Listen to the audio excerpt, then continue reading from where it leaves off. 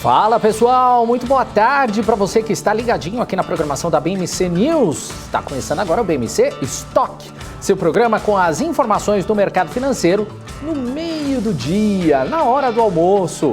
Confira os destaques do programa de hoje.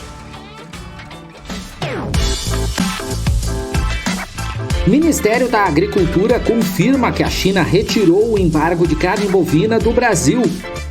Eneva fecha acordo para incorporar Focus Energia por 960 milhões de reais. Fed vai anunciar decisão sobre a política monetária e logo em seguida a presidente do Banco Central vai comentar decisão. Tudo isso e muito mais a partir de agora no BMC Stock.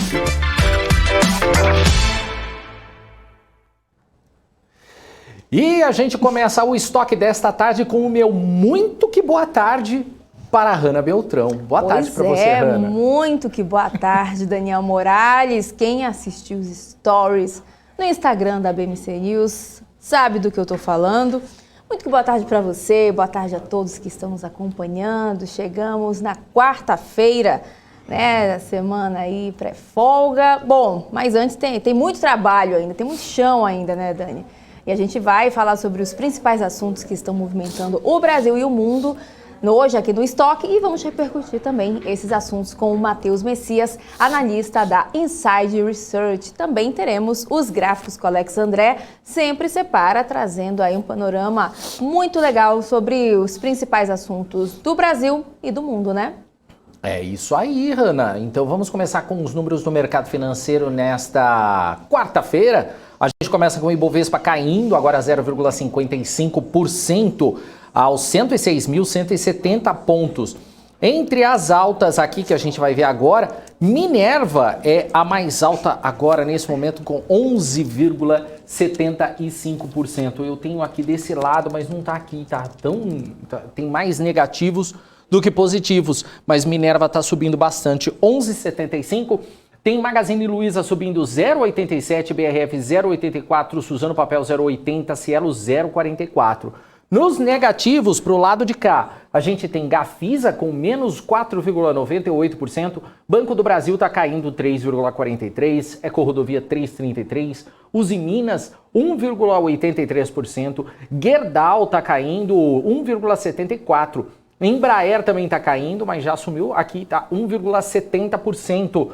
Tem Bradespar com 1,49%, MRV com 1,45%, Vale menos 1,32%, Petri 4 aqui caindo 1,27%. Lojas Americanas também vai recuando aqui 1,20%. Gerdau Met está caindo também 1,16%. Tem Cirela recuando 0,59%, Ambev 0,68%.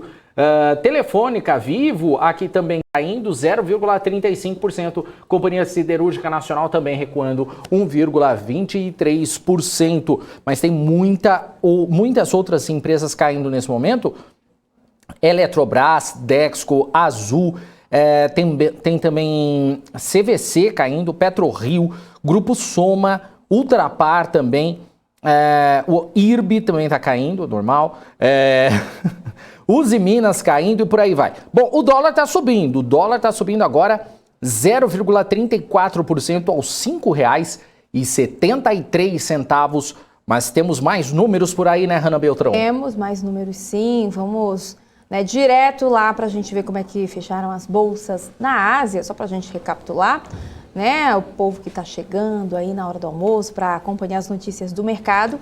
Vamos dar uma olhada, então, como é que fechou a bolsa lá de Hang Seng, fechou em queda de 0,91%, Xangai, queda de 0,38% e Nikkei, uma alta de 0,10%. Aí a gente vem aqui dar uma olhada nas bolsas na Europa. Vamos lá, vamos recapitular aqui. DAX na Alemanha está agora subindo 0,17%. FTSE no Reino Unido cai 0,54%. CAC na França está com alta de 0,42% e o índice Eurostoxx também sobe 0,44%. Já em relação às bolsas, lá nos Estados Unidos, elas estão operando no vermelho hoje. Dow Jones está caindo 0,28%, S&P 500 cai 0,06% e Nasdaq está também recuando 0,24%. O Dani já falou como é que está o dólar, né? Vamos ver como é que está o barril do petróleo. O petróleo Brent agora cai 0,65% a 73 dólares o barril. E o petróleo WTI está aí recuando 0,90%, vendido a pouco mais de 70 dólares o barril também. A gente segue de olho no mercado lá fora, porque o mundo, né, está de olho também no que vai acontecer logo mais lá nos Estados Unidos, já que o Fed vai anunciar a decisão sobre a política monetária às 4 horas da tarde, logo depois do presidente do Banco Central americano, Jerome Powell, ele fala aí sobre a decisão. A gente vai para lá então falar com a nossa correspondente Giovana Locatelli, que está por dentro aí desses assuntos e tem mais detalhes para a gente. Boa tarde, Giovana. Qual é a expectativa em torno do Fed? Boa tarde, Hanna. Boa tarde, Daniel, e a todos que nos acompanham. Expectativa enorme, né? O mundo, como você falou, de olho nessa decisão que sai hoje. O Federal Reserve deve anunciar aí uma mudança mais significativa de política na reunião de hoje à tarde, que deve abrir o caminho para um primeiro aumento de taxa de juros no próximo ano. Os mercados estão prevendo que o Fed vai acelerar a redução do programa de compra de títulos, antecipando a data de término de junho para março. Isso liberaria o Banco Central para começar a aumentar as taxas de juros. E os funcionários do Fed devem divulgar uma nova previsão mostrando 2 a 3 aumentos nas taxas de juros para 2022 e outros 3 ou 4 para 2023. No final da reunião de 2 dias na tarde desta quarta-feira, o Banco Central também deve reconhecer que a inflação não é mais um problema transitório ou temporário que as autoridades pensavam que era e que o aumento dos preços pode sim ser uma ameaça maior para a economia. O índice de preços ao consumidor subiu 6,8% em novembro e pode voltar a ficar quente agora em dezembro. Hanna, Daniel.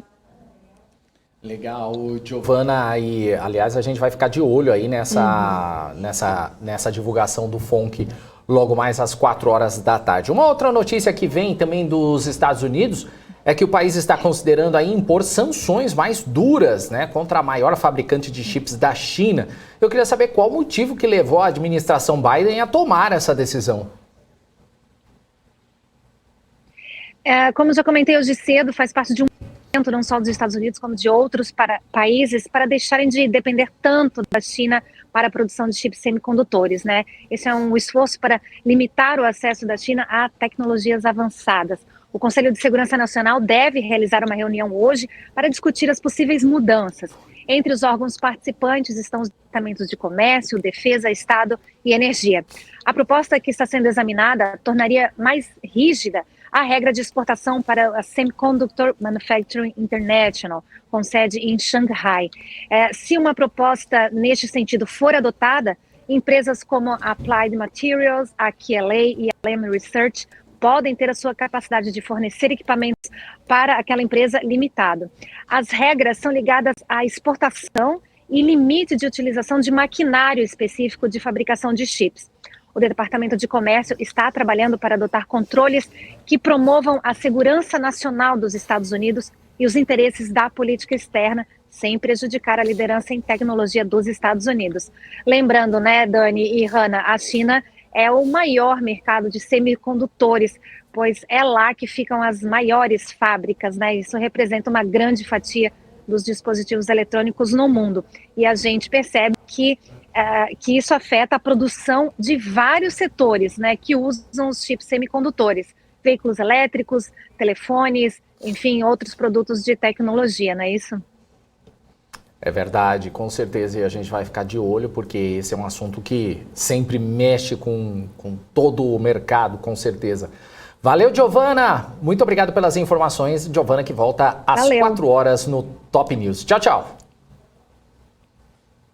Bye, bye. E a gente continua aqui com o BMC Stock. A Eneva vai incorporar a Focus Energia, ou seja, assumir a carteira de clientes e todo o portfólio de projetos renováveis da Focus, que somam 3,7 gigawatt pico de potência instalada. O negócio é de 960 milhões de reais. A Eneva informou que a ideia do negócio é diversificar fontes de energia e modelos de negócio em linha com a estratégia de crescimento para a transição energética, com energia mais limpa, econômica e eficiente. A Eneva detalhou que a Focus Energia atua em 3 linhas de negócio: comercialização de energia elétrica, geração e geração distribuída. O portfólio de geração é composto por 2 ativos operacionais e um pipeline de geração centralizada e distribuída, localizados nos estados de Minas Gerais, Bahia e Rio Grande do Sul. E a Via aprovou um programa de recompra de ações. Serão até 18 milhões de papéis. Isso corresponde a pouco mais de 1% do total de ações em circulação. O prazo é de até 1 ano e meio e, segundo a Via, o objetivo é usar as ações para programas de incentivo de longo prazo e também na retenção de executivos da companhia. A recompra não muda o capital social da empresa e a proposta de recompra já havia sido feita na semana passada. O Ministério da Agricultura confirmou que a China retirou o embargo à carne brasileira que vigorava desde o dia 4 de setembro. Os detalhes na reportagem. A medida atendeu a um protocolo sanitário firmado com a China, que prevê interrupção do comércio em caso de identificação da doença. A decisão de retomada, por outro lado, dependia da China, que manteve o veto por 3 meses mesmo após a Organização Mundial de Saúde Animal ter informado que as ocorrências não representavam risco para a cadeia de produção bovina brasileira. Em nota, o governo brasileiro disse que, com isso, a certificação e o embarque da proteína animal para a China serão normalizados e podem ser retomados a partir de hoje.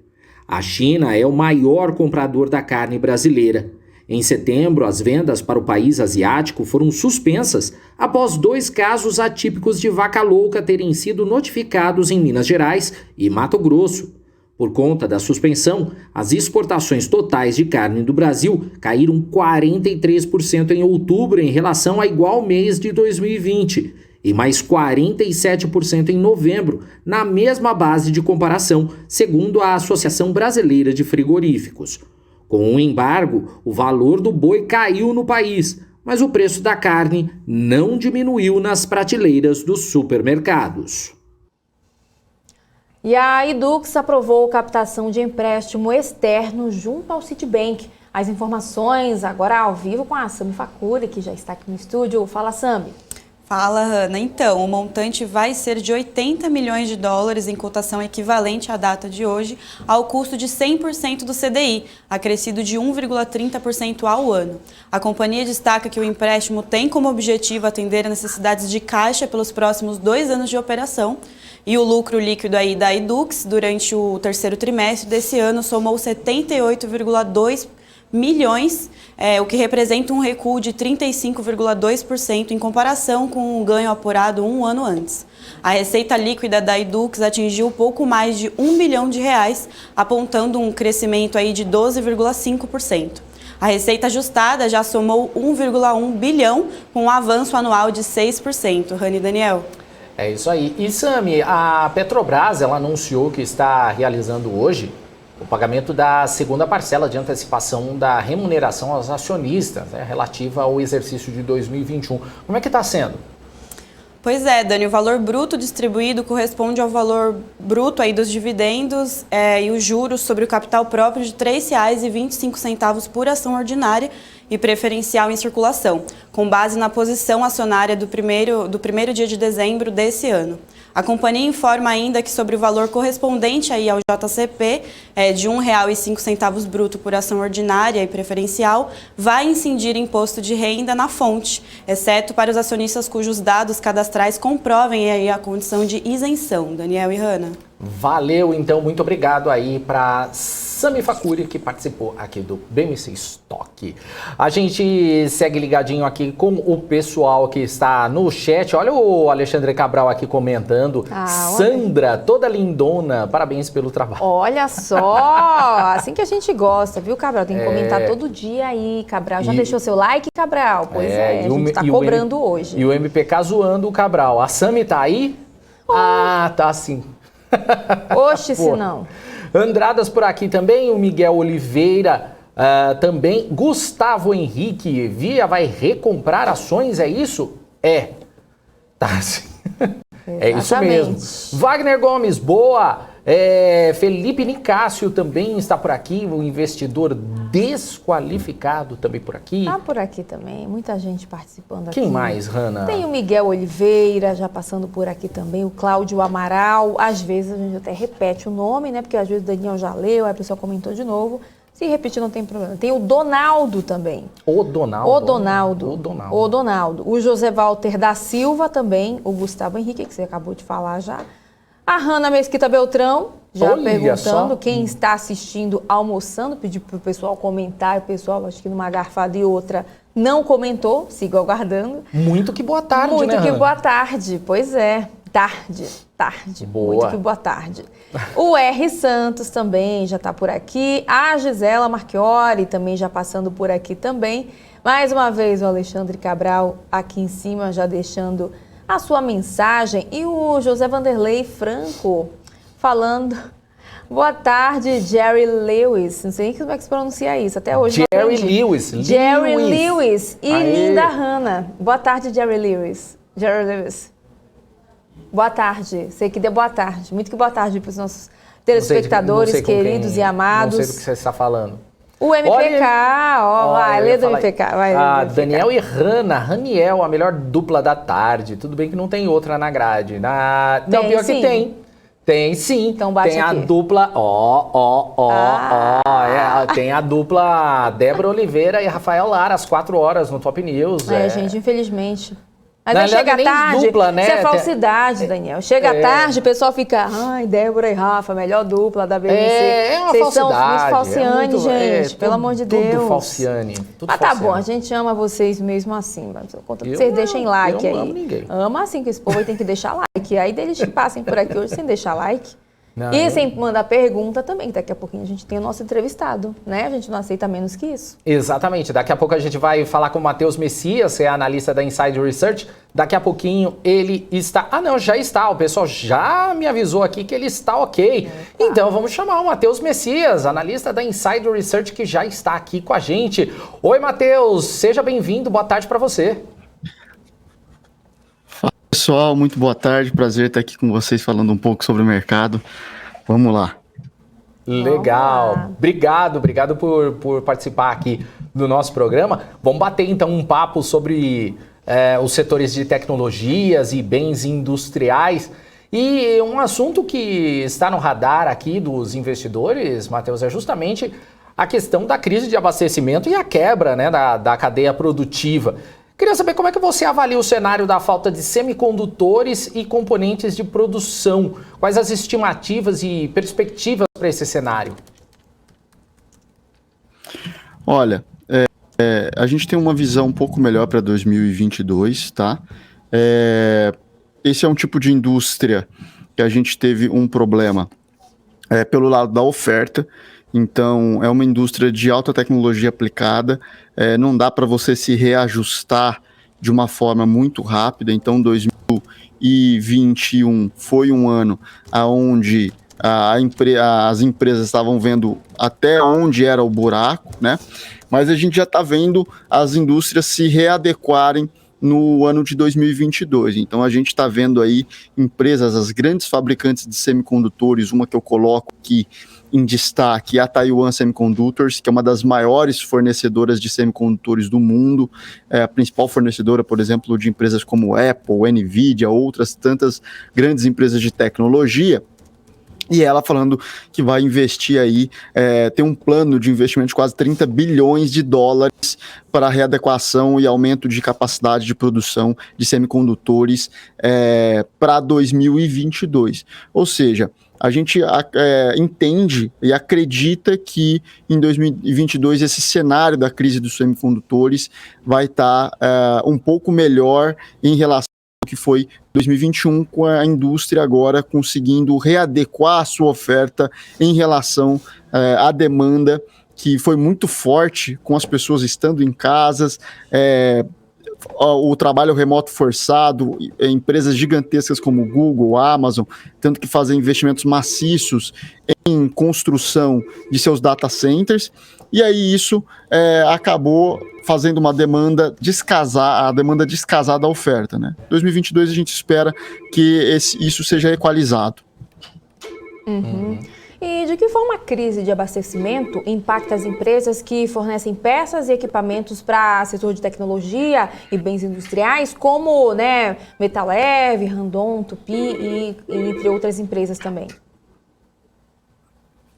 Bom, vamos lá, né? Uma das indústrias que mais foram impactadas foi a indústria automotiva, todo mundo sabe disso, né?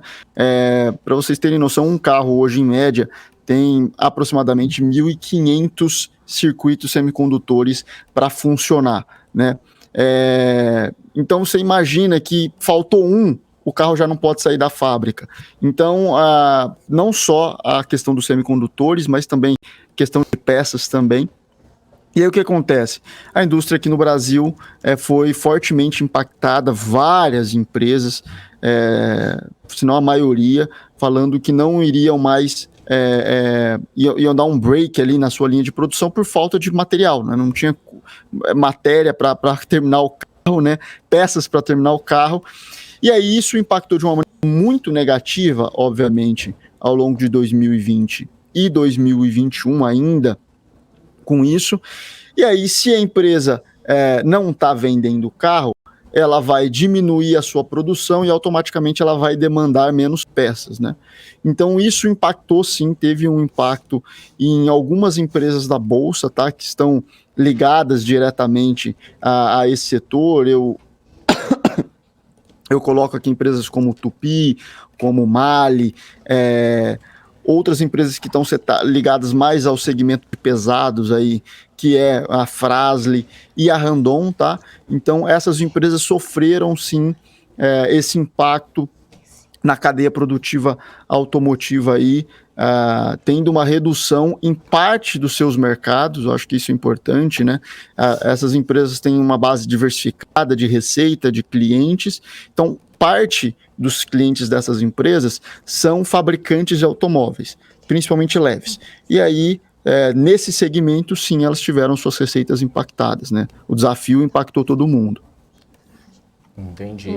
Agora, outra questão eu ia fazer uma outra pergunta nossa aqui, mas na realidade chegou uma pergunta aqui no nosso chat, então vou fazer a do chat primeiro. Vamos lá. O investidor desqualificado, Beleza. ele fala o seguinte: olha, Taiwan Semicondutores é subestimada, os múltiplos dela são muito melhores que algumas rivais, como a AMD e a Nvidia. Ele está fazendo uma afirmação. Para o Matheus, é só o risco China que justifica isso? Olha, concordo com o investidor desqualificado. Para um investidor desqualificado, ele é bem qualificado, muito boa, muito pertinente a pergunta dele. Bom, vamos lá, né? O porquê que múltiplos menores, né? Primeiro, a Taiwan ela já está numa posição de liderança, né? Então ela é uma empresa maior em termos de faturamento e market share do que empresas como a AMD e Nvidia, né? A própria Taiwan ela é fornecedora de peças para a AMD e para a Nvidia, né? Então, só para a gente entender aqui um pouco de como funciona a cadeia produtiva, né? A Nvidia, a AMD, por exemplo, elas produzem placas, né, processadores gráficos, processadores de computador, enfim. Para você construir uma placa, um processador, você precisa de semicondutores, né? Então é mais ou menos assim: a fabricante de carro fabrica o carro, mas a Yoshi Maxion que produz a roda. Então a Taiwan ela é fornecedora da roda, nessa analogia, tá? E ela já é uma empresa bem mais consolidada, já é uma empresa com faturamento muito maior que a AMD e Nvidia. Existe um potencial de crescimento implícito na empresa menor, por isso múltiplos menores, tá? Mas eu concordo com o investidor desqualificado no ponto de que eu acho ela subestimada. Recentemente a gente começou a cobertura da empresa, temos um viés muito positivo para a tese, ela tem avenidas de crescimento, né? Sendo bem sincero aqui como analista, foi um dos cases que eu analisei até hoje, que eu mais gostei em questão de vantagem competitiva, dominância de mercado, dominância de tecnologia, e associado tudo isso a potencial de crescimento. Então eu consigo enxergar isso na Taiwan Semiconductors hoje. O grande risco aí é China, né? Tá em Taiwan, a guerra comercial entre China e Estados Unidos, ela é uma empresa estratégica para ambas as economias. A maior parte dos clientes da Taiwan são americanos, grandes clientes americanos de tecnologia. Coloque aí nessa sacola aí Apple, Nvidia, Qualcomm, né? E já houve, tanto por parte da China quanto por parte dos Estados Unidos, anúncios diretos, né, ou conversas diretas com os executivos da Taiwan para que ela tomasse um partido, um lado, enfim, dessa guerra comercial. Então esse risco existe, tá? Não acredito que os múltiplos sejam por isso. Eu acredito que os múltiplos se dão por uma empresa mais madura e com uma perspectiva de crescimento num ritmo menor do que, por exemplo, o Nvidia e a AMD, que estão surfando mercados menores do que o da Taiwan, mas com potencial de crescimento maior. Tá? E uma outra questão é a eletrificação das frotas, né, com destaque para empresas como a Tesla. Aqui no Brasil, os carros elétricos podem começar em empresas de fornecimento de peças para veículos a combustão? Olha, sim, tá? Já existem várias empresas que estão a gente tem que começar.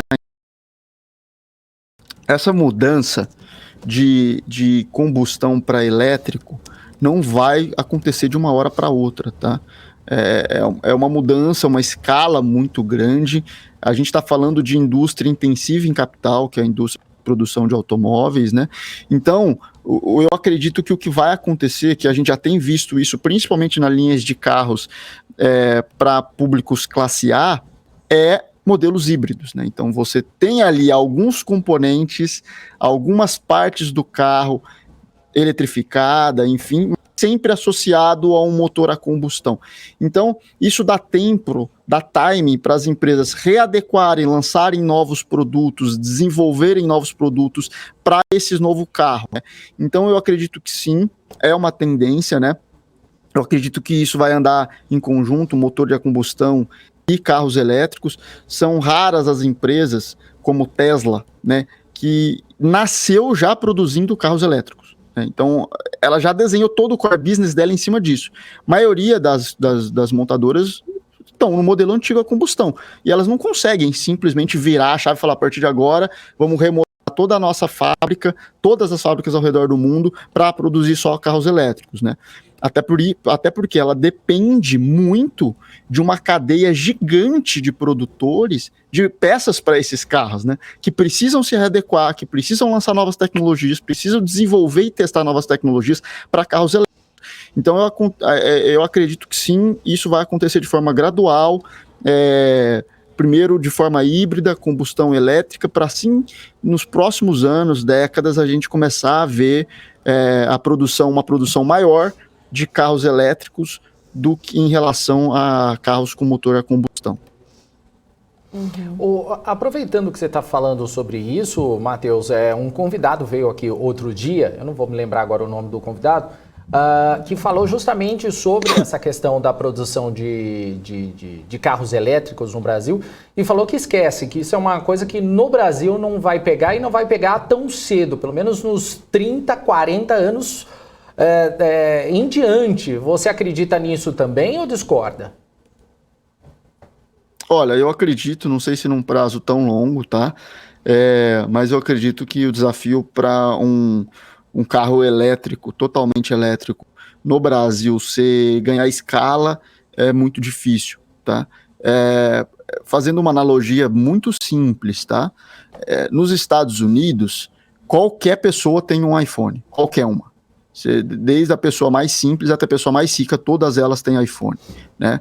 No Brasil não é assim, né? No Brasil só a classe A e B tem iPhone, né? O smartphone se popularizou sim, né? mas não o iPhone, não o high-end, não a tecnologia top, né? Então, eu acredito que a mesma coisa acontece com os carros, tá? A gente olhar para os Estados Unidos e falar, pô, mas lá a Tesla tá crescendo pra caramba, tá todo mundo tendo um carro elétrico, né? Condições socioeconômicas, macroeconômicas, o desenvolvimento da economia americana é totalmente diferente da brasileira, tá? Então eu também acredito nisso. Eu acredito que, como eu mencionei aqui, o caminho talvez seja, e eu acredito muito nisso, de modelos cada vez mais híbridos. Então, começar talvez chegar a carros em escala, na onde acabe tendo sim componentes eletrônicos, componentes elétricos, motores elétricos, mas também a presença de um motor a combustão. Tá? E eu acho que esse modelo vai perseverar durante alguns anos ou até mesmo décadas no Brasil, até que de fato a gente consiga, o carro elétrico já seja tão dominante a tecnologia em escala global, que fique tão barato produzir, né, isso, de que aí sim qualquer pessoa consegue ter um carro completamente elétrico, né? Mas eu também acho que isso não vai acontecer em 10 anos, tá? A minha visão hoje, com o que eu consigo enxergar de cenário hoje. O Matheus, o Peter Santana aqui no nosso chat, ele também está fazendo uma pergunta interessante, porque o nosso comentarista outro dia aqui, o Alan Gani, ele falou que está apostando em urânio enriquecido, né? Pesquisando empresas de corrida espacial também estão usando. Mas ele está falando que é sabido que as principais tech vêm do espaço, né? Vamos dizer assim. Teremos carros nucleares, já que muita gente aposta também nessa questão de energia nuclear? Olha, muito difícil, né? Eu acho que hoje, para vocês terem noção, o grande desafio quando a gente fala de energia nuclear, tem sido construir usinas nucleares seguras, né? Então, a gente pega grandes mentes da área de tecnologia, até o próprio Bill Gates, um dos maiores investimentos dele é numa empresa chamada TerraPower, que basicamente quer remodelar a indústria de energia nuclear no mundo para que ela se torne mais segura, porque quando a gente compara fontes energéticas, sem dúvida nenhuma, a energia nuclear é a mais eficiente e, no fim, acaba se tornando a mais barata do mundo. Não tem comparação, isso já é indiscutível. O grande problema são as questões de segurança, né?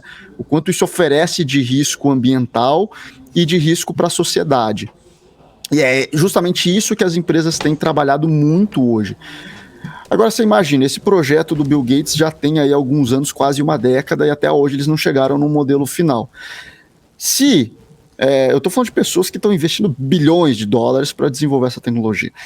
Se está difícil a gente remodelar uma indústria de energia nuclear, quem dirá você criar um carro baseado em energia nuclear, né, através do urânio. Então, eu acho que isso ainda está muito longe de se tornar algo economicamente viável.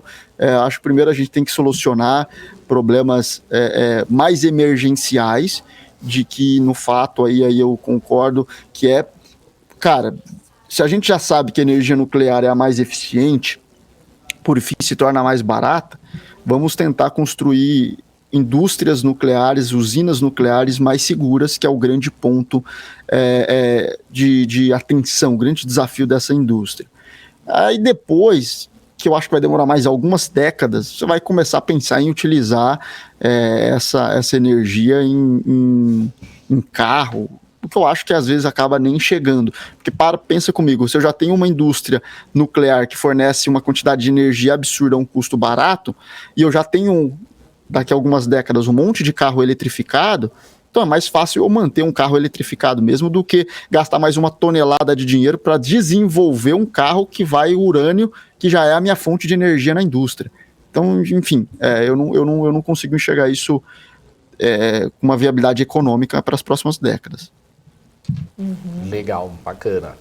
E a Tupi, né, em especial, registrou aí a maior receita da história do terceiro trimestre. Como é que que você avalia o resultado operacional da empresa e a exposição dela em relação ao mercado norte-americano? Ter uma ação no portfólio é uma forma de diversificar e dolarizar o patrimônio? Olha, Ana, muito boa pergunta. Eu cubro bens industriais e eu tenho percebido nessas empresas atreladas ao setor automobilístico, algumas mid e small caps que têm se beneficiado muito e têm saído muito bem. Acredito que são empresas com vantagens competitivas e que têm se tornado, na nossa visão aqui da casa, alternativas de investimento muito boas. Então eu coloco nesse meio aí Tupy, Mali, Randon, Fras-le, que são empresas industriais, mas elas têm uma diversificação, algumas características delas, todas elas têm diversificação geográfica, então elas são exportadoras, né? Então tem a sua receita atrelada ao dólar, tem a sua receita atrelada a outras economias, tá?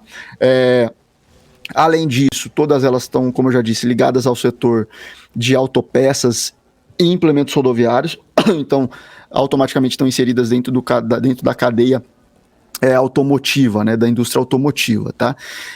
Gosto muito, tá? Todas elas têm reportado resultados muito bons. Tupy veio com um resultado muito bom. Sem dúvida nenhuma, eu acredito que é uma ótima oportunidade para, sim, dolarizar, ter uma empresa com exposição em moeda forte, há uma economia forte, a Tupy é uma grande exportadora de autopeças, é fornecedora para as maiores fabricantes de automóveis do mundo, tá? Inclusive empresas europeias, americanas. Então, a gente tem às vezes a gente não olha para isso, a gente pensa, pô, empresa industrial no Brasil é furada, né? Ainda mais uma small cap, uma mid-cap, né? Mas quando eu olho para essas empresas, eu vejo empresas com vantagens competitivas, às vezes, que grandes empresas no Brasil não têm, né? Principalmente em nível de tecnologia, em diversificação da base de clientes, diversificação de receitas, e a Tupy é uma delas. A gente tem uma perspectiva boa, tá? Pro case. A gente, como você já disse, resultados trimestrais muito bons, e a gente tem uma perspectiva de que isso deva continuar para o ano de 2022, tá? Então, se fala aí já numa equalização da cadeia produtiva na indústria automobilística, e a Tupy está muito bem posicionada para capturar isso, principalmente aqui no Brasil, porque ela já capturou isso no mercado americano. Então, o mercado de indústria automobilística nos Estados Unidos se recuperou antes do Brasil. E aí a empresa já capturou isso, né? Então ela está até na frente, né? O que vai acontecer aqui o ano que vem na indústria brasileira é um bônus. E a empresa, ela tem mostrado o que a gente acha muito importante numa empresa industrial no Brasil. Ela tem mostrado uma eficiência de gestão, uma eficiência na alocação de capital muito boa. E isso faz com que, ao mesmo tempo, ela consiga ganhar dinheiro exposta a dólar, exposta a economias mais desenvolvidas, mas também ela não deixa o dinheiro vazar num saco sem fundo, né? Então isso faz com que o dinheiro fique. Então ela acaba mostrando boas margens para o modelo de negócio, bons índices de rentabilidade, e a gente acha isso excepcional para um modelo de negócio como o dela. Legal. O Matheus, estamos no final do ano, né? E já planejando aí o ano de 2022. Tem como compararmos como foram os resultados das empresas de bens e tecnologia industrial na pandemia em relação às perspectivas para os próximos meses? Quais os desafios e expectativas para empresas como Metal Leve, Randon e Fras-le? Olha, resultados muito robustos, tá? O ano de 2021, comparado à pandemia, foi muito bom para as empresas. Pelo seguinte fator, tá? Boa parte dessas empresas, principalmente no mercado Brasil, estão ligadas a veículos pesados, né? E os veículos pesados literalmente mostrou uma recuperação em V no Brasil, né? Foi um dos poucos mercados. Agronegócio mostrou recuperação em V e automaticamente o veículo de pesados, o mercado de veículos pesados também mostrou uma recuperação em V para suportar esse crescimento do agronegócio. Então, o Brasil maiores, isso a gente já não tem dúvida, né, um dos maiores produtores agro do mundo. E aí o que acontece? A gente está num cenário onde houve alta de preço das commodities, alta do dólar, injeção de liquidez nas maiores economias do mundo, uma retomada mais robusta em economias mais desenvolvidas que demandam pelas nossas commodities. Isso fez o agro ter um ano, um 2021 muito, muito bom, né? E aí, as empresas agro, com dinheiro no caixa, ganhando em dólar, no meio da pandemia ali, com uma taxa de juros baixa, tendo acesso a financiamentos, muitos já são subsidiados, e ainda com taxas muito atrativas, decidiram investir pesadamente, e até mesmo empresas de transporte, né, transporte rodoviário no Brasil, sem dúvida nenhuma, o maior meio de transporte de escoamento de qualquer tipo de produção industrial no Brasil, acabou tendo que investir também pesadamente ou na manutenção das suas frotas, ou na renovação delas, tá? E aí, beneficiou muito essas empresas que eu mencionei, né? Então, Tupi, Mali, Randon, Fras-le, todas elas vendem autopeças para esse segmento, uma parte das suas receitas vem desse segmento, e isso puxou as receitas para cima, tá? Além, óbvio, de uma receita dolarizada também, às vezes, no mercado internacional. Quais são as nossas expectativas, tá? Positivas, então a gente acredita, né? A gente está falando aí de um cenário de continuidade de crescimento das commodities para 2022, com o preço das commodities dando uma arrefecida, o que é natural depois de uma subida alta, mas ainda permanecendo em patamares altos para 2022, e a gente continua enxergando uma continuidade da demanda no cenário internacional pelas commodities brasileiras, tá? Então a gente tem um cenário positivo, onde a gente tem aumento de preço, né, preços altos, somado à continuidade de uma demanda forte. Então isso deve fazer com que 2022 seja um bom ano para o agro e, consequentemente, um bom ano para as empresas atreladas ao segmento de pesados, tá? O bônus, né? O bônus é a questão da cadeia automotiva de leves. Então, sofreu muito 2020 e 2021, já se fala em uma equalização do supply chain da indústria automobilística para 2022. E aí o que acontece? Como boa parte da receita dessas empresas que eu mencionei aqui também estão atreladas ao mercado de leves, além dela continuar tendo uma boa receita, né, aproveitando um bom momento do segmento de pesados, ela também vai ver uma retomada do segmento de leves. Então a gente continua com perspectivas boas para todas as empresas. Tem desafios? Tem. Manutenção de uma inflação alta, né, uma taxa de juros mais alta, uma manutenção no alto custo de frete marítimo, né, de frete internacional principalmente, e também de fretes de matéria-prima. Então esses são fatores que a gente também continua enxergando para 2022, os desafios não desaparecem, né, mas se a gente viu que em 2021, que foi um cenário muito mais desafiador, essas empresas conseguiram passar por isso, aumentando, dando receita recorde, dando lucros recordes, né, a gente entende que num cenário mais estável, que é o que a gente espera para 2022, essas empresas fatalmente conseguirão também apresentar bons resultados, tá? Então essa é a nossa expectativa quando a gente fala aí de Randon, Fras-le, Mali, Tupi, enfim, as empresas que estão ligadas a esse setor. Legal. Matheus, tem uma pergunta aqui do Wagner, ele na realidade faz duas perguntas. Uma é se você poderia falar sobre o marco ferroviário que está sendo discutido no Congresso. Eu não sei se cabe essa pergunta, mas outra também que ele fala aqui poderia perguntar se podemos esperar incremento de culturas ou de processamento das commodities, como soja, para agregar mais valor nas exportações futuras. Olha, bom, vamos lá. Eu não sou o responsável pelo setor agro aqui, não acompanho muito profundamente, tá?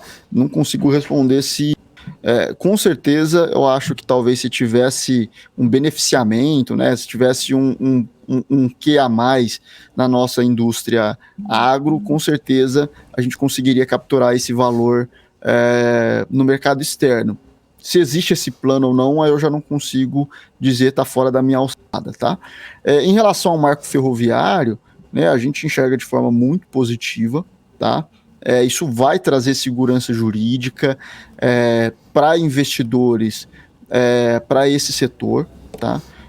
Já está mais do que comprovado por estudos de que o transporte ferroviário é um dos mais seguros, mais eficientes e de menor custo, tá?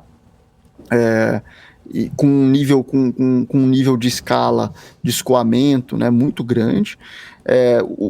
Também a gente já sabe muito que aqui no Brasil chega a ser ridículo, né, o nível de investimento, de infraestrutura que existe, né? Então, eu vejo com um viés muito positivo, uma empresa que pode se beneficiar disso, né, é a Randon. Então, a Randon, ela já veio, boa parte da receita dela nesse trimestre veio de um crescimento na venda de vagões ferroviários. Então, uma empresa que está posicionada para absorver esse crescimento. Claro, mais uma vez, uma indústria intensiva em capital. Você não constrói ferrovia em 3 meses e já bota um trem, né? Demora décadas projetos de infraestrutura em ferrovia. Então, são projetos de maturação bem mais longa, mas o start foi dado, né? O marco ferroviário saindo, isso vai trazer mais segurança jurídica, mais abertura para capital privado investir nesse tipo de infraestrutura, e então a gente vê de forma muito positiva para o Brasil. A gente vai ter uma diversificação de transporte na nossa economia, com um transporte mais barato, com um transporte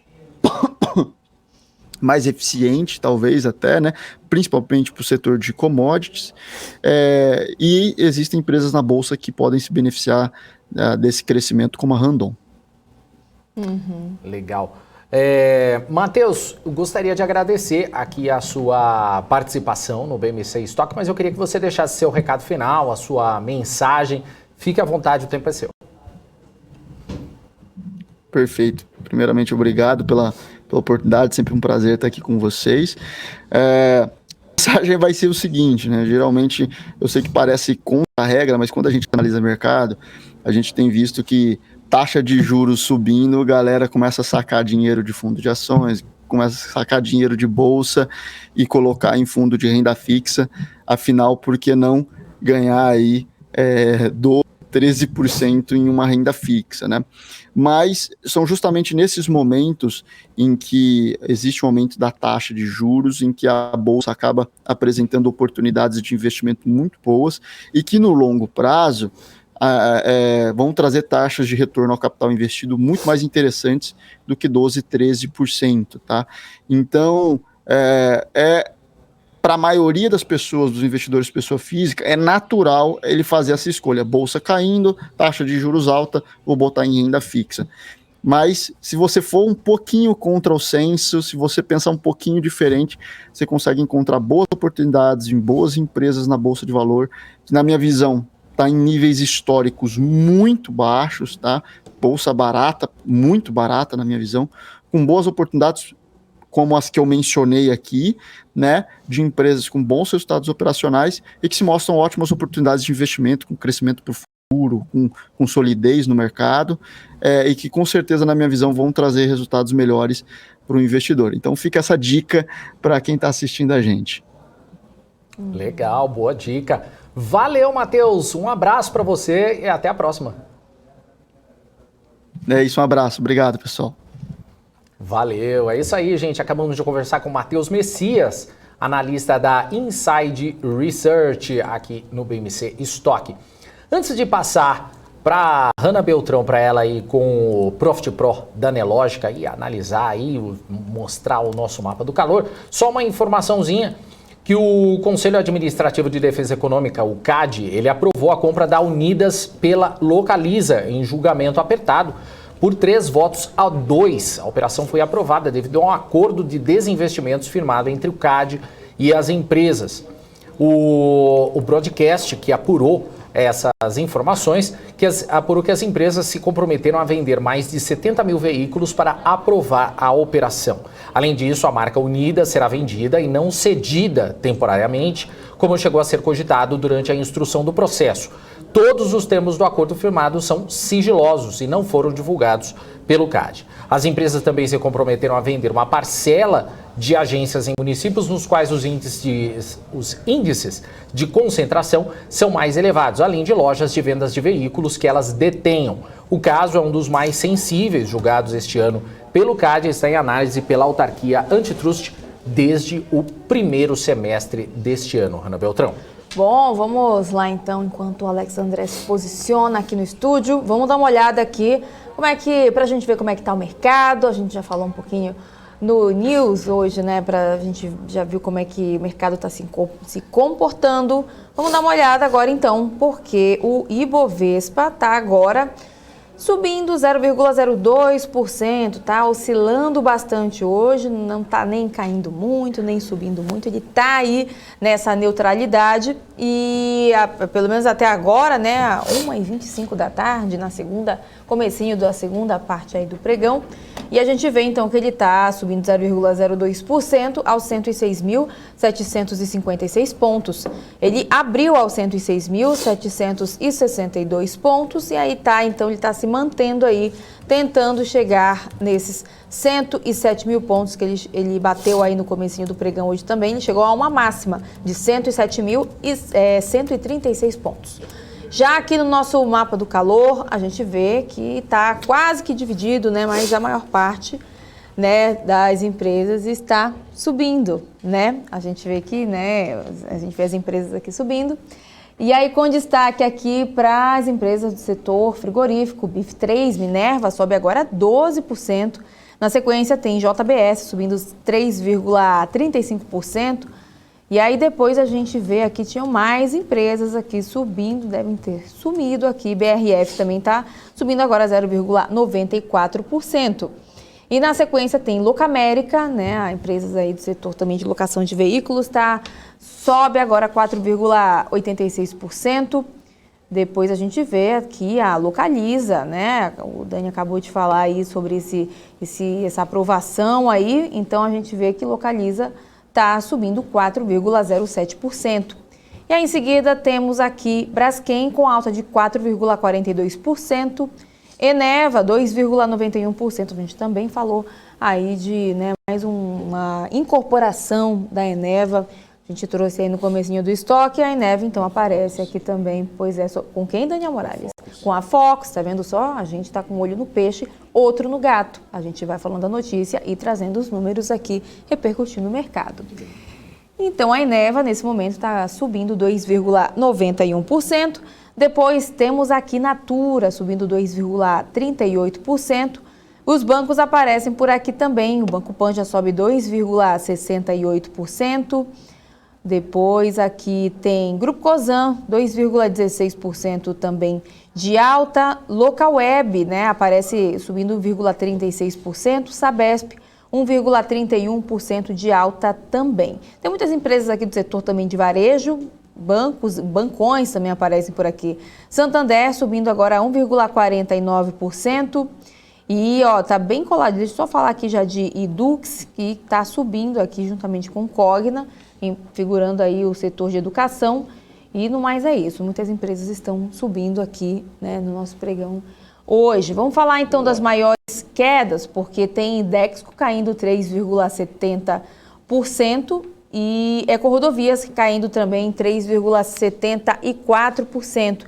No comecinho aqui né, da nossa programação, a gente viu no comecinho do pregão que estava, né, Elet 6 e Elet 3 estavam entre as maiores quedas. Elet 6, se eu não me engano, eu não tenho certeza qual foi dos dois tickers aí, que chegou a uma queda de 12%. E aí a gente tá vendo aqui que está caindo, né? Estava tendo uma votação em relação à desestatização da Eletrobras. E aí lá no TCU, e o ministro acabou pedindo vista aí desse processo e deu uma paralisação. Tem aí 5 dias, um prazo de 5 dias para ser revisado, até 5 dias para essa votação ser revisada. Geralmente isso acontece quando há um impasse nessa votação. E aí a gente vê então que as elétricas até sumiram aqui das minhas vistas, realmente. Elas estavam aqui em destaque, e aí a gente vê que a Elet 3 agora cai 3,48% e a Elet 6, 2,53%, amenizando então essas perdas aí que até há umas 2 horas mais ou menos estavam caindo, perdas aí acima dos 10%.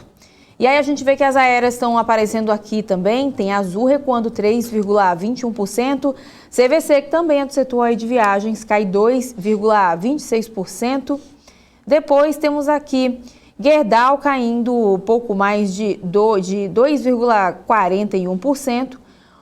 Deixa eu ver aqui, Gol também, falei agora de Azul e CVC, tem a Gol caindo 1,86%.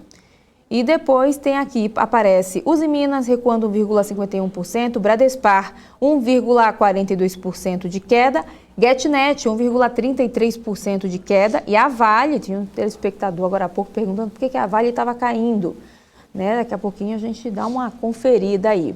E aí a Vale está agora recuando 1,45%, os shoppings aparecem por aqui também, Iguatemi está agora caindo 1,70% e o Daniel Morales está aqui querendo saber como é que está o dólar. Deixa eu dar uma olhada aqui no dólar. Como é que está o dólar? Vamos dar uma olhada no dólar, porque o dólar agora sobe 0,58%. Ele alcançou mais uma vez o patamar dos R$ 5,71. Daniel Morales. Cadê o Daniel? É isso aí, muito bem, Hanna Beltrão. E a gente segue aqui com o nosso BMC Stock. Eu já ia falar marketing. Vamos então agora para os gráficos, né? Agora são os 10 gráficos do dia com a análise de Alex André, que já está aqui ao vivo com a gente. Muito boa tarde para você, Alex. Boa tarde, Daniel. Boa tarde, Hanna. Boa tarde a todos que nos acompanham aqui no BMC Stock de hoje. 10 gráficos, né? Para não perder o costume. A gente vai começar a falar um pouco de China, também de Europa e também de Estados Unidos, né? Hoje tem a principal reunião que todos os investidores estão aguardando, né? A partir de 4 horas, 4h30. Vai ter diversas novidades, né? Mas quais são os gráficos de hoje, né? Primeiro, gráfico, né, que a gente coloca aqui na tela, né, é a relação, né, principalmente do mercado imobiliário chinês. A gente trouxe um gráfico parecido ontem, né, para quem nos acompanha aqui todos os dias.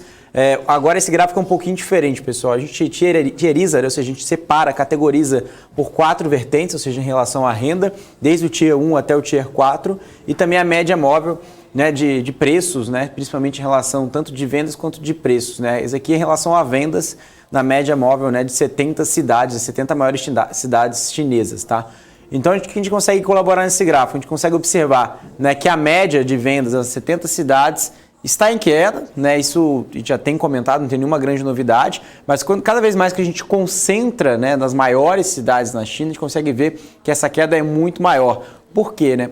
À medida que tem aí o maior índice, né, populacional, ou seja, as maiores cidades na China, a gente consegue observar também onde tem o maior índice de estoques e, consequentemente, aonde tem também, né, a menor atividade, né, imobiliária das construtoras, né? À medida também, né, que o próprio, né, Banco Central, né, ou seja, a própria política, né, monetária na China tem uma relação, né, de estímulo, né, para ajudar, né, o setor imobiliário, mas, por outro lado, né, restringe em relação à alavancagem, ou seja, as empresas estão muito alavancadas e eles observaram, né, que eles fizeram no passado, e o movimento agora, né, é simplesmente ajudar as companhias, mas não deixar, né, se alavancar novamente. Então tem uma preocupação referente a nível de alavancagem das companhias, algumas já dando default, ou seja, não pagamento de alguns títulos em dólar, né, inclusive foi o caso da própria famosa Evergrande e outras companhias também do próprio setor, né? Então é um mercado, né, que tem uma dependência muito grande com o PIB chinês, né? A gente está falando de um mercado imobiliário que está girando em torno de 30% do PIB. Então a própria China, inclusive saíram dados, né, ontem, né, à noite, que sinalizaram até as próprias vendas do varejo, né, vários indicadores que saíram que a China está desacelerando e não é nenhuma grande novidade para quem nos acompanha aqui no BMC Stock, né? Então esse gráfico colabora, né, com essa tese novamente, né, que vem caindo nessa atratividade e mesmo, né, com o governo chinês trazendo, né, uma leitura mais positiva daqui para frente, alguns analistas estão um pouco mais céticos, tá, nessa retomada. Tá? Bom, agora a gente vai falar um pouco em relação, principalmente, né, do aumento de preços, né, das casas também nessas 70 maiores cidades da China, né? Tanto de casas já existentes quanto novas casas, né, ou seja, novas residências, né? E a gente consegue observar que os preços estão caindo, né? Ou seja, à medida que esse gráfico, cada vez mais, ele apresenta uma tendência de alta, a gente consegue observar também que os preços nas residências também estão subindo. Ou seja, se não está vendendo, se o estoque está alto, o que a gente simboliza aqui, né? Que os preços estão caindo. Então, essa é a leitura do mercado, ou seja, os preços caindo, menor margem para as construtoras e também, consequentemente, as companhias precisam, né, ter um VSO mais alto, ou seja, jogar mais imóveis, né, com os preços mais descontados para o mercado, e isso é um efeito cascata no mercado imobiliário, né? Então, isso a gente consegue observar lá na China, já está acontecendo isso, né? Então, os preços vêm desabando, né? Ou seja, desse ano, desde o começo do ano até agora, e a perspectiva para 2022 que não seja tão diferente, né, quanto está sendo agora em 2021, ou seja, ainda preocupa o cenário para 2022. Né? Bom, o que acontece, né, na relação da cadeia de suprimentos? Né? Quais são os principais insumos, né, correlacionados à construção civil? Um deles e um dos principais, né, inclusive a gente tem uma correlação muito grande com a própria Gerdau, né, CSN, Usiminas, que é o aço. Né? E na China, né, ela tem uma grande relação, né, de produção de aço, e até mesmo com essa discussão, né, da política de sustentabilidade da China, tem diminuído muito, né, a relação da produção, inclusive até fechando alguns pontos fabris. Né? E nos últimos 3 meses a China produziu 20% menos aço do que o mesmo período do ano anterior, né? Ou seja, consegue observar nessa linha aqui.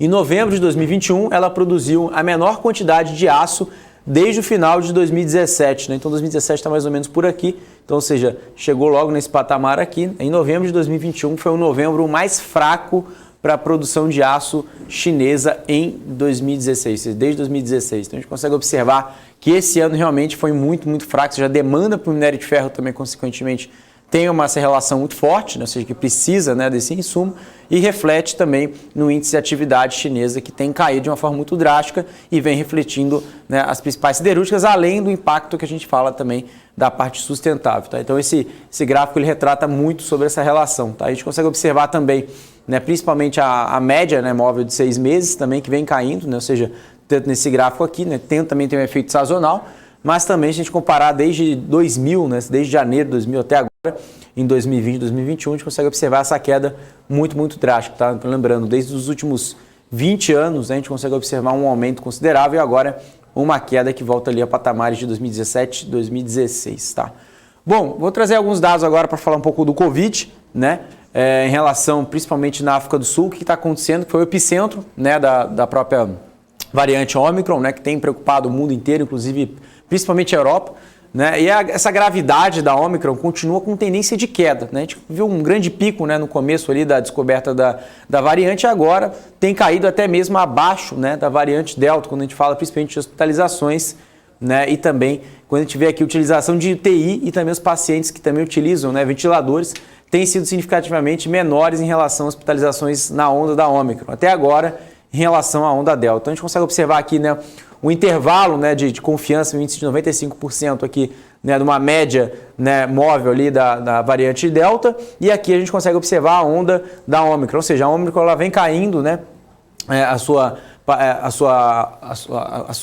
né, intensidade, né, em pacientes que utilizam tanto UTI quanto ventilação, né, e aqui a gente consegue observar esses dois gráficos, né, então, ou seja, a Omicron ela vem perdendo força em relação à Delta, né, ou seja, que foi uma variante que impactou bastante, não só a África do Sul, mas no mundo inteiro. Então esse é um gráfico que a gente consegue observar uma leitura melhor, ou seja, mais otimista para o mercado global, à medida que lá foi o epicentro do Covid. Então algumas regiões, né, já vêm estudando também essa possibilidade que deva cair, né, à medida que mesmo que seja essa transmissão do vírus, né, seja mais branda, trouxe uma preocupação essa semana, né, uma pessoa veio, né, a falecer no Reino Unido em relação a essa variante da Omicron. Então isso também vem dividindo opiniões para o mercado, mas a África do Sul já vem mostrando que essa variante vem perdendo força por lá. Tá? Bom, por outro lado, né, a gente consegue observar Nova York, né, que é uma das maiores cidades, né, no mundo, né, ou seja, tanto em relação, quando a gente fala do mercado financeiro, né, um coração do mercado, a gente consegue observar que números de casos, né, subiram muito, né, ou seja, a gente consegue observar nessa média móvel, né, de 7 dias, né, ou seja, ela mais do que dobrou, né, na última semana para cá. Né? A gente tem aqui em torno ali de 43 casos por, né, em torno ali de uma amostragem de 100 mil pessoas, tem em torno de 43 casos. Né? Então é realmente uma amostragem que a gente consegue observar que cada vez mais tem aumentado de uma forma muito rápida, né, a transmissibilidade do vírus, e a Omicron tem cada vez mais deixado aí essa dúvida, né, no mercado, enquanto isso vai perdurar, né, não só nos Estados Unidos, mas principalmente Europa e Estados Unidos, e a discussão que vai acontecer hoje no Fed, né, às 4 horas, que vai ser ali divulgada ali a própria fala do Jerome Powell, né, a partir das 4h30, que vai ser basicamente essa mensagem, ou seja, o PPI, né, que saiu ontem, né, ele veio preocupando em relação à produção, né, ou seja, a inflação do produtor, que passa, por outro lado, para o consumidor, e isso traz um aperto monetário. Mas, por outro lado, o Covid está castigando os Estados Unidos ainda, né? Então isso também traz um tom de preocupação quanto a essa relação, né, ou seja, de aceleração do taper, né, que deve sair de 15 para 30 bilhões de dólares mensais, enquanto o próprio Jerome Powell está pensando na atividade econômica e também quanto que ele está pensando na evolução do vírus para manter os estímulos e promover aí a retomada econômica, que está acontecendo muito rápido em comparação a outros países do mundo, principalmente se a gente comparar não só Brasil, mas principalmente Europa, a gente consegue observar essa grande discrepância, tá? Então, ou seja, Estados Unidos crescendo bastante.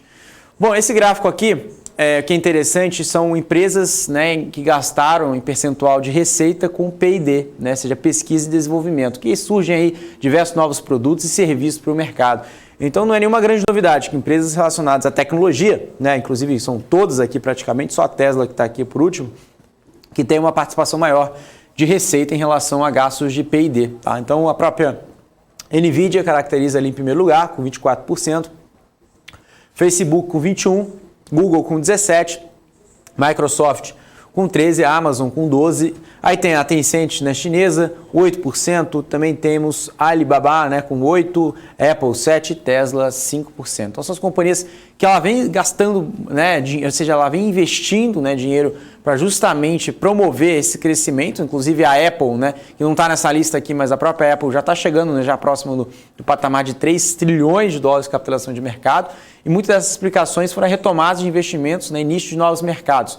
Inclusive, o que tem a ver em relação a isso? Ou seja, à medida que as companhias vêm observando um cenário melhor, não só a evolução, né, em relação à vacinação, ou seja, retomada econômica, mas um ambiente melhor de negócio, né, tanto pela cadeia de supply chain, que a gente já falou isso também da própria Apple. Então, ou seja, as companhias vêm observando um cenário melhor, né, de negócio, ou seja, de business, para elas atuarem no mundo inteiro, tem uma liberdade maior para gastar, né, tanto em CAPEX, né, tanto em relação a P&D, e isso já vem sendo mostrado, né, inclusive a diversas vertentes, inclusive com SPACs, né, com VC, com Venture Capital. Isso só é permitido, né, ou seja, só é feito se realmente as companhias observam um cenário melhor daqui para frente. Nenhuma companhia iria gastar tanto dinheiro em pesquisa, desenvolvimento, em CAPEX, se o movimento, né, ou seja, se a leitura macroeconômica está mais nebulosa, né, do que o próprio consenso do mercado. Então, as companhias estão cada vez um pouco mais otimistas em relação a investimentos e P&D, olhando mais para frente, né, do que o ano de 2021 e 2022. Tá? Então, isso simboliza também o que deve acontecer, né, nas inovações das companhias nos próximos trimestres. Tá? Isso é uma grande proxy para entender o crescimento delas. Bom, você está falando aqui de preocupações macro, né? Essa pesquisa aqui do JP Morgan é bem interessante, né, que eles rodaram com diversos gestores, né, do mundo inteiro. E qual é a principal preocupação, né? Qual é a principal preocupação que deve nortear, né, o ano de 2022, né? E tem diversas causas aqui, né? Tanto o desafio do supply chain, né, Covid-19, né, a desaceleração da economia da China, né, também em relação ao aperto monetário, né, também a crise de energia, né, o conflito geopolítico, enfim, tem diversas explicações aqui, até entre outras explicações aqui. Qual é a principal dúvida, qual é a principal preocupação, né, que vem ali trazendo, né, uma pulga atrás da orelha ali dos grandes gestores, né? É principalmente o aperto monetário, ou seja, 44% dos gestores responderam que a principal preocupação para o ano de 2022 é o aperto monetário, ou seja, é a relação, né, ou seja, diminuição, né, de estímulos, ou seja, aumento do tapering e possivelmente aumento de juros no ano que vem, que a gente já trouxe esse gráfico também ontem do Goldman Sachs, falando sobre esse timeline, ou seja, essa perspectiva para o ano de 2022. Tá? Então, ou seja, colocar na conta, né, que a maior preocupação que já vem sendo mostrada, inclusive na Bolsa hoje, né, nessa semana, inclusive essa preocupação, ou seja, essa aversão ao risco, principalmente em equities global. Tá? Bom, se a gente está falando, né, que tem uma preocupação muito grande de macro, né, e nessa pesquisa do JP Morgan também fez uma outra pergunta interessante. É mais provável, né, que um gestor, ou seja, que você aumente ou diminua né, a relação de título, ou seja, em relação a equities na sua carteira nos próximos dias ou semanas. Né? Qual que foi a resposta dos principais gestores? Ou seja, você vai comprar a bolsa ou vai vender bolsa? Né? E a maior parte dos gestores disseram que vão diminuir a exposição, né? Ou seja, 78%, quase 80%, quase de 10, né, 8 gestores responderam que vão diminuir exposições, né, em risco, ou seja, tanto em renda variável, né, principalmente em equities, né, em ações, e somente 22% e devam aumentar exposições em ações. Tá? A gente fala aqui dessa pesquisa do JP Morgan, uma pesquisa bem interessante. Tá? Essa pesquisa eles rodaram, né, agora recentemente, e vale a pena entender um pouquinho dessa cabeça também dos principais gestores. Tá? E quando a gente fala de equity, a gente fala principalmente dos Estados Unidos. Tá?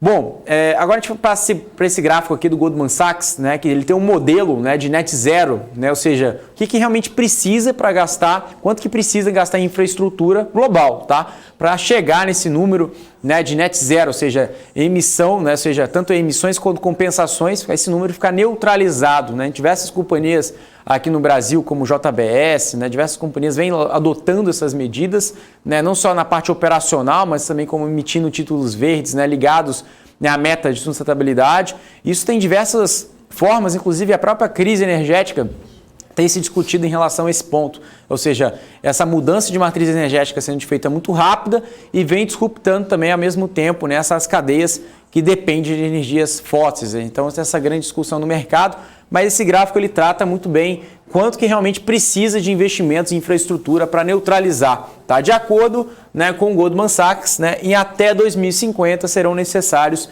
56 trilhões de dólares, tá, em diversas vertentes aqui, inclusive tanto a parte de transporte, né, na parte de infraestrutura, na parte de plantas de hidrogênio, né, principalmente na parte de gás natural, tem diversas biomassa, né, tem diversas vertentes aqui, né, para chegar nesse número, mas 56 trilhões de dólares é que o Goldman Sachs espera, né, ou seja, para neutralizar o carbono do mundo e chegar ali, né, até 2050 nesse indicador. Tá? Então esse gráfico do Goldman Sachs é muito interessante e ele sempre vem avaliando, né, ou seja, retomando principalmente com as novas tecnologias, que vem barateando, né, até mesmo os custos, e isso também vem readequando, né, até mesmo esse número. Então esse número ele pode ser até um pouco menor ou até um pouco maior, mas provavelmente, né, o Goldman Sachs ele vem revisando, fazendo a manutenção desse número ao longo dos últimos meses. Tá? Então é interessante esse gráfico para entender o tamanho da infraestrutura e que isso traz de oportunidade para setores que estão ali nessas vertentes, né, que tem essa nova onda ali, e principalmente de net zero nos próximos anos. Tá? Bom, agora esse gráfico aqui, né, esse último gráfico que a gente vai falar aqui, né, em relação, né, a PI, né, ou seja, né, preço-lucro, em relação a desconto, né, de ações dos Estados Unidos. Ou seja, a gente consegue observar que tem um grande desconto, né, ou seja, Estados Unidos que não parou de subir, né, inclusive a gente já falou isso porque os Estados Unidos não parou de subir nos últimos anos. Né. Quando a gente pega ali principalmente o S&P 500, né, as 5 principais companhias que tiveram o maior peso, né, de relação dessa alta, né, muito relacionado também à liquidez dos mercados, que trouxe ali uma grande vertente. Inclusive eu estava falando de Apple, né, agora recentemente, né, sobre essa grande capitalização e outras companhias que vieram nessa retomada, e agora tem essa preocupação, né, referente ali ao aumento de juros que preocupa as empresas de tecnologia, né, ou seja, aumenta o custo de capital das companhias, ou seja, aumenta o custo para a companhia pegar um dinheiro para ela retomar, ou seja, companhia de capital intensivo, e isso coloca em dúvida principalmente, né, aos múltiplos dessas companhias que são negociados hoje em relação às companhias, seus peers globais. Né? Mas falando aqui de índices, né, que tem um grande peso, a gente consegue observar, né, esse PI ajustado para 24 meses, ou seja, para 2 anos, dos Estados Unidos comparado aqui, principalmente com a Europa, Japão, Emerging Markets, né, países emergentes, e Ásia, né, excluindo-se o Japão. Tá? Então a gente consegue observar Ásia, né, Emerging Markets, que tem o maior desconto, né, ou seja, mercados emergentes no qual nós estamos inseridos aqui, né? Brasil, Índia, Turquia, Rússia, nós estamos aqui o mais descontado de todos em relação aos Estados Unidos. Aí depois nós temos aqui logo em sequência o Japão, também temos, né, a Ásia logo aqui e a Europa, que tem ali, né, ou seja, o menor desconto em relação a Japão, mercados emergentes e Ásia, mas tem um grande desconto em relação aos Estados Unidos. Então, por outro lado, a gente já trouxe esse gráfico para falar somente de Europa e dos Estados Unidos, e nós vimos que tem essa grande discrepância, né, ou seja, esse grande gap, e alguns investidores, né, alguns analistas já vêm falando, né, ou seja, que pode diminuir, né, esse gap à medida que o juros suba, e alguns setores na Europa que se beneficiam, principalmente setores financeiros, setor financeiro por lá, e isso pode também trazer uma força muito maior à medida que os Estados Unidos têm maior dependência, como posso dizer, principalmente na NASA, que no S&P 500, em ações de tecnologia que podem ser prejudicadas com o aumento de juros e também retirada, né, de estímulos do tapering. Tá? Então, esses principais gráficos de hoje, tá bom, Daniel e Hanna, para auxiliar você, investidor, a tomar a melhor decisão para os seus investimentos. É isso mesmo, Daniel. Valeu, obrigado então, Alex André, aí pela participação de todos os dias aqui no BMC Stock. Até amanhã, Alex. Até amanhã. Tchau, tchau. Muito obrigado. Tchau, tchau, Hanna. Tchau, Alex. Obrigado. E a gente continua com o estoque com a Hanna Beltrão. Vamos lá, então. A gente segue trazendo notícia aqui para você que está nos acompanhando. E agora falando do índice de atividade econômica do Banco Central, né, do Brasil, e aí o IBCBR, uma medida da evolução do ritmo de atividade no país, que caiu 0,40% em outubro sobre setembro, com dados ajustados sazonalmente. De acordo com o Banco Central, no trimestre móvel até outubro, o IBCBR recuou 0,94%. Sobre o mesmo mês de 2020, houve uma baixa de 1,48%. Nos 3 meses até outubro deste ano, sobre o ano antes, o índice registrou uma alta de 1,06%. O IBCBR sobe 4,99% no acumulado de 2021 e ganha 4,19% em 12 meses. A baixa de 0,40% em outubro, né, em relação a setembro, foi mais forte para o mês desde 2014. O dado de setembro foi revisado para pior e agora mostra uma retração de 0,46% ante contração de 0,27% reportada inicialmente. Com a revisão para pior, o IBCBR marcou contração de 0,65% no terceiro trimestre, ante os 3 meses anteriores, frente à taxa negativa de 0,14% divulgada também inicialmente. O número também indica a recessão técnica, conforme já apontado pelo IBGE, nos números do PIB do terceiro trimestre, que caiu 0,1%. A construtora Azevedo e Travassos deve multiplicar seu faturamento em mais de 5 vezes com a aquisição da Eftos, braço de serviços de óleo e gás da UTC. A operação foi concluída ontem. O plano da companhia é buscar uma diversificação dos negócios com base em ao menos 3 segmentos: transportes, saneamento e óleo e gás. A compra da Eftos representa um salto para a construtora, que, sem contar o novo negócio, deve registrar faturamento anual na faixa de 50 milhões a 60 milhões de reais neste ano. Já a empresa de óleo e gás deve somar receita na ordem de 200 milhões em 2021, com projeção de dobrar a cifra em 2022. De acordo com analistas da Sarinvest, a incorporação da Eftos ainda não foi precificada, sendo que eleva a companhia de patamar. Importante lembrar que, segundo a Sarinvest, para pagar as próximas parcelas, espera-se algum tipo de financiamento a ser contratado. E a rede de academia Cellfit protocolou um pedido de IPO na Comissão de Valores Mobiliários com o objetivo de expansão e também em novas aquisições. Os detalhes você confere agora na reportagem. De acordo com o prospecto preliminar, será uma oferta primária, no qual os recursos captados entram para o caixa da empresa. A operação será realizada inicialmente na B3, enquanto a companhia tenta também nos Estados Unidos emplacar a oferta para investidores institucionais qualificados. Sediada em Recife, no estado do Pernambuco, a rede de academias foi criada em 2012 e a Cellfit conta ainda com 65 unidades e mais de 115 mil clientes distribuídos por todo o território nacional, com mensalidades que variam entre R$ 79 e R$ 109 reais. Em documento, a companhia afirma ter tido receita líquida de pouco mais de 68 milhões de reais nos primeiros 9 meses do ano, com prejuízo de 43 milhões e 800 mil reais. Caso o plano de listagem seja concretizado, a Cellfit terá na Bolsa de Valores brasileira a SmartFit como a sua principal concorrente, que estreou na Bolsa Paulista em julho com uma oferta de ações de 2,3 bilhões de reais. A transação será coordenada pelo UBS e pelo Banco Bradesco BBI. E a Localiza, a rede brasileira de lojas especializadas em aluguel de carros, anunciou o pagamento de mais de 97 milhões de reais em juros sobre capital próprio a seus acionistas. O pagamento vai ser realizado no dia 11 de fevereiro do próximo ano, mas terá direito a receber apenas os acionistas posicionados no papel da locadora até o dia 17 de dezembro. Dessa forma, os ativos vão ser negociados como ex-JCP a partir do dia 20 de dezembro. Vamos dar uma olhada então, vamos ver como é que estão os gráficos agora, vamos dar uma olhada no nosso mapa de calor no Profit Pro da Nelogica.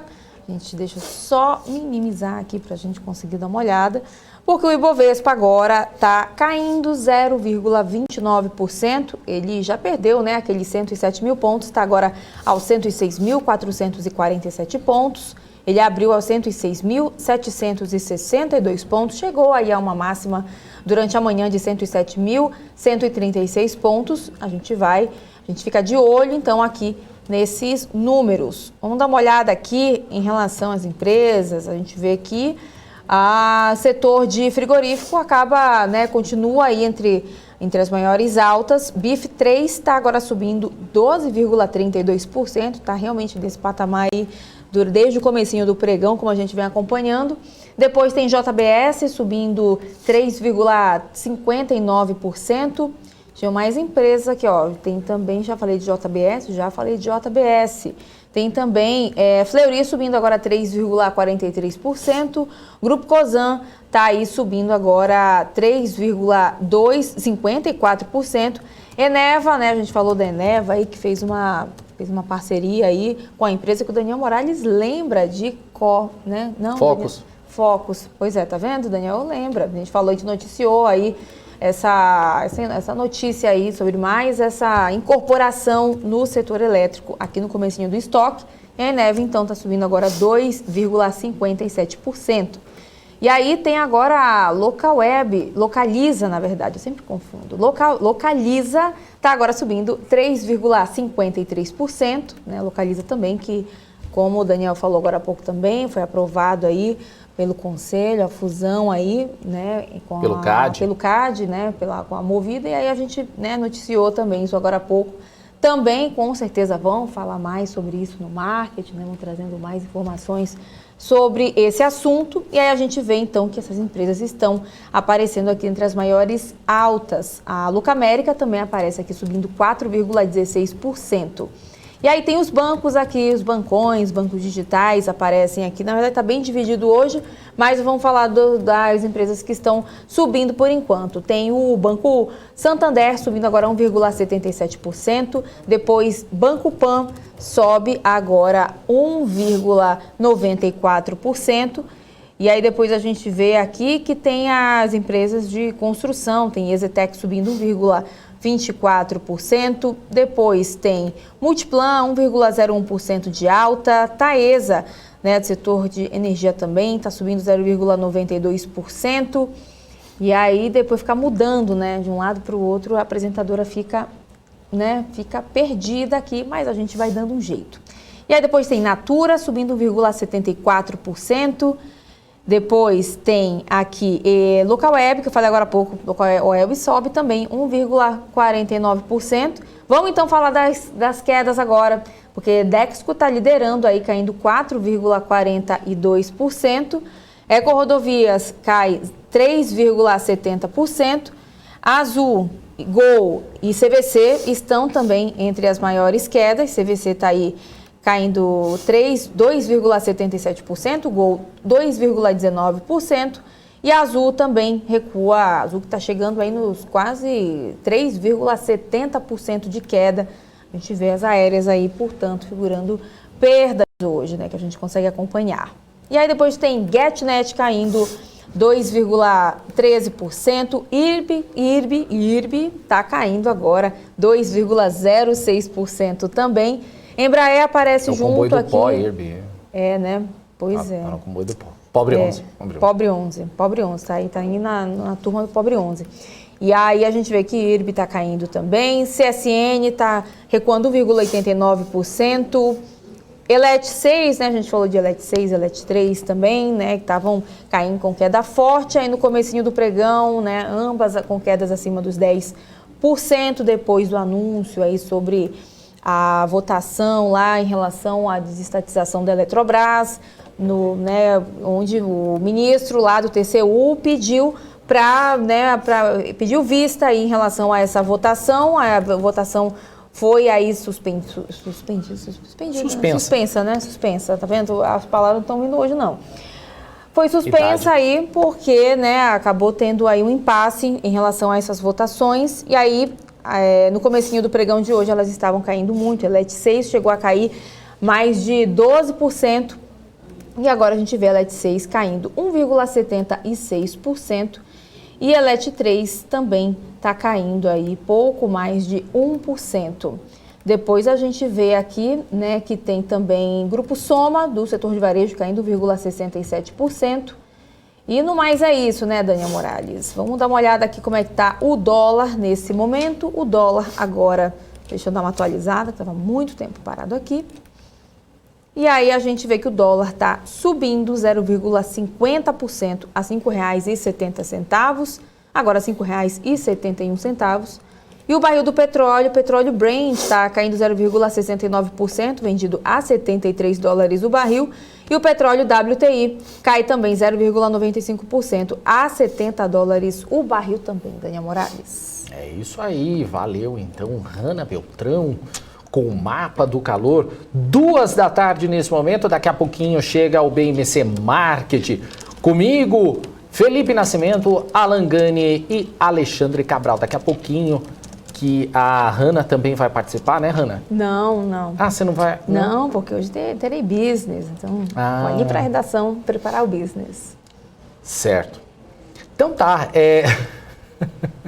vamos ter mais notícia aqui. Eu vou separar uma informação bacana. Não sei se todo mundo viu, se já está sabendo.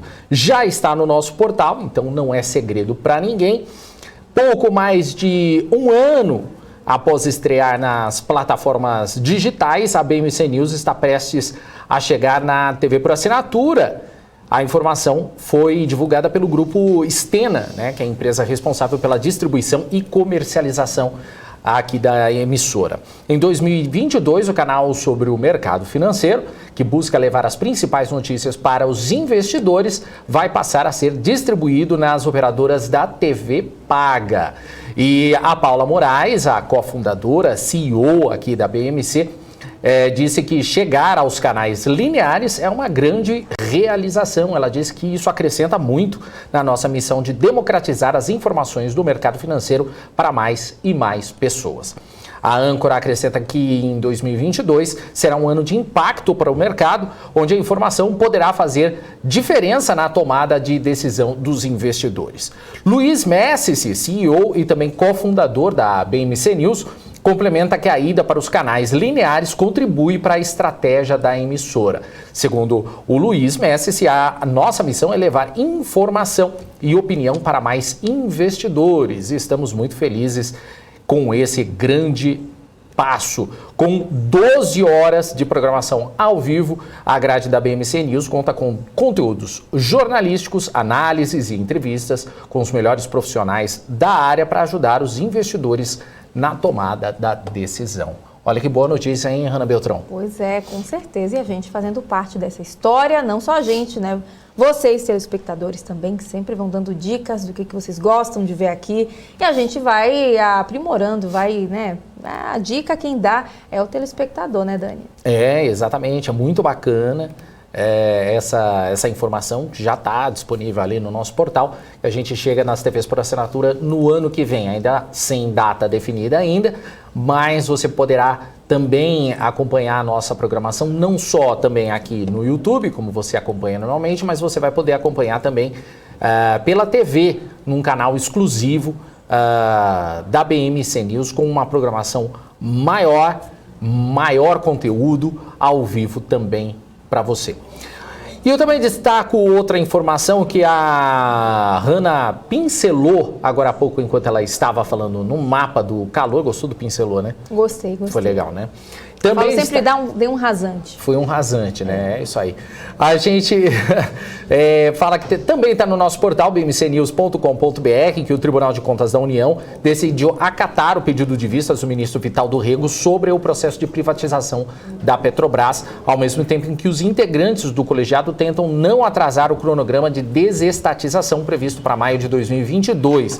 Apesar do pedido de vistas, que potencialmente poderia atrasar o processo, o TCU determinou a inclusão no acórdão de uma autorização para que o governo possa prosseguir com as próximas etapas da desestatização da estatal.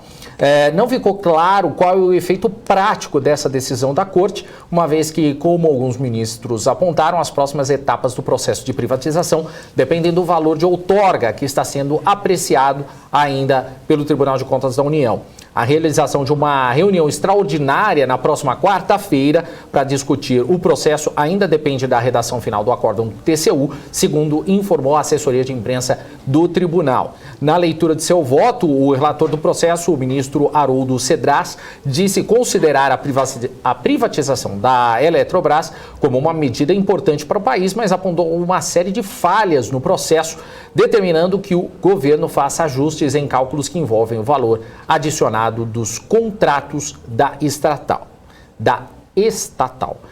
Essa informação já está no nosso portal, se você quiser acompanhar, bmcnews.com.br.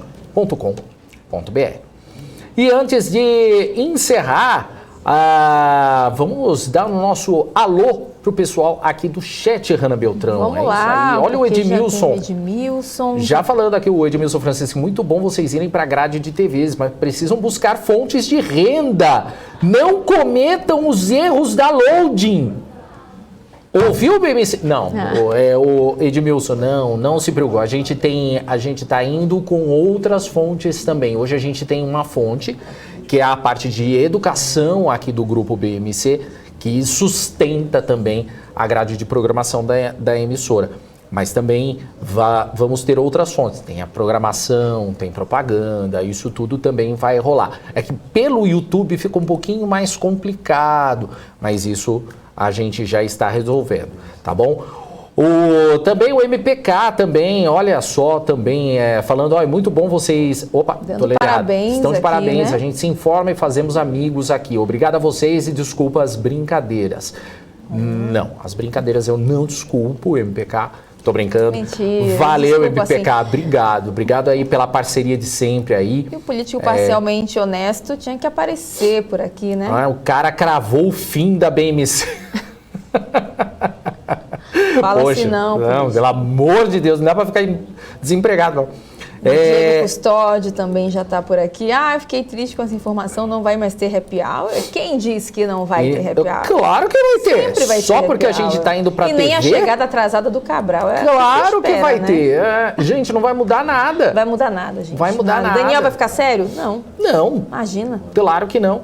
Bastidores da BMC vai ficar sério agora? Não, de forma alguma. Muito pelo contrário, vai ficar muito pior. Não, pior, quer dizer, eu quis dizer que vai ficar muito melhor a nossa programação. Valeu, gente. Esse Daniel. Diego do Prado também. O Leonel, boa tarde, show de bola, vocês são legais. Valeu, Leonel, obrigado. Não pode falar o que o Leonel falou de verdade, mas é isso aí, Leonel. O Thiago aqui perguntando se vai ter o canal na IPTV Pirata. Provavelmente, o Thiago, mas a gente vai tentar de tudo para bloquear. Então, né? Mas é isso aí. VH Fernandes, BMC News, parabéns, vida longa. E o canal aqui vai continuar? Disse o João Filho. Vai, com certeza vai continuar sim, pode ficar tranquilo. É isso aí. Quem mais que tá falando aqui? O José, cadê? Onde é que tu tá aqui, homem? O Diego do Prado falando, a última coisa que tem que acabar é o happy hour. Opa, concordo, não, é isso aí. Mas não acaba o happy hour do marketing, não. Político parcialmente honesto falam que quando fazemos botox a fisionomia fica mais séria. É verdade? Não sei, Hanna. Como não é que sei. E você, Daniel? Também não sei. O que você acha aí? Não. Olha, ainda não fiz ainda. Não tem, Reza a lenda aí que você também não. Ó, o Rui das Neves falando, BMC é lua. Falei isso quando participei da grade. Mandei hoje o trecho que falei pra Paula. Valeu, Rui. Rui é parceiraço aqui da BMC. Tiago Gonçalves, boa tarde, canal Em Games também. Quem mais? Ó, o Felipe Lipe, a Hanna não vai chamar mais a atenção do seu irmão Morales. Sigo chamando a atenção, gente. E o investidor do Velho Oeste, quando sai o IPO da BMC? Os nomes são os melhores. Espero que não mudem os nomes, né? Investidor do Velho Oeste. Isso aí. Galeria Riacho, vocês vão contratar o Faustão? Melhor. Mas o Faustão vai ter um programa aqui vai ter na grade, né? O Domingão da BMC. Vai lá, 52 horas por... Bom, chega, né? Valeu, gente. Obrigado aí pela participação aqui no chat. O Felipe tá esperando a gente ansiosamente. Ele tá com a cara feliz. Podia jogar ele, mas ele é nosso chefe. A gente não pode pedir para jogar, né? Pra ele aparecer. Melhor não, né? Não tem como.